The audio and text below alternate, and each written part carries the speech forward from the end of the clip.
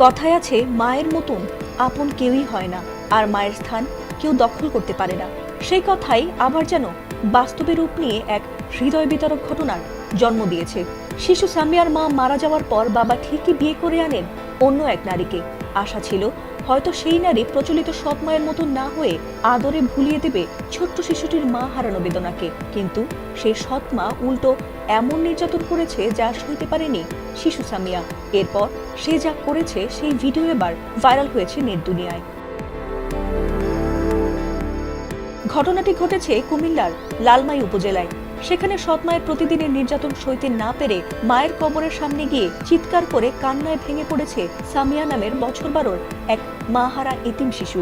আর সেই হৃদয় বিতারক ভিডিও দ্রুতই ছড়িয়ে পড়ে সামাজিক মাধ্যমগুলোতে। কুমিল্লা নিউজ নামের একটি ফেসবুক পেজে প্রকাশিত ভিডিওতে দেখা গেছে মেয়েটি মায়ের কবরের পাশে বসে কাঁদছে এবং অসহায়ভাবে বলছে, আপনি কোথায়, আমাকে কেন রেখে গেলেন, আমাকেও আপনার কাছে নিয়ে যান।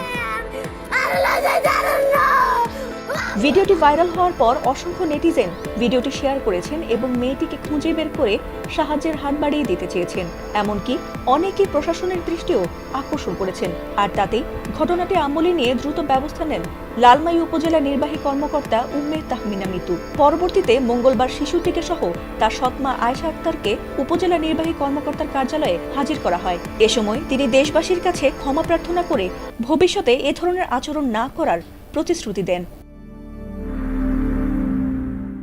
এ নিয়ে ইউএনও উম্মে তাহমিনা বলেন, শিশুটির সৎমা আয়েশা আক্তারকে 1 মাসের জন্য সতর্কতামূলক সময় দেওয়া হয়েছে। এ সময়ের মধ্যে যদি পুনরায় এমন কোনো অভিযোগ পাওয়া যায় তাহলে তার বিরুদ্ধে আইনানুগ ব্যবস্থা গ্রহণ করা হবে। প্রশাসনের এমন দ্রুত পদক্ষেপে সন্তুষ্ট হয়েছেন স্থানীয়রা। একই সঙ্গে শিশুটির নিরাপত্তা ও সুরক্ষা নিশ্চিত করতে সংশ্লিষ্ট কর্তৃপক্ষের ধারাবাহিক নজরদারির দাবিও জানিয়েছেন এলাকাবাসী।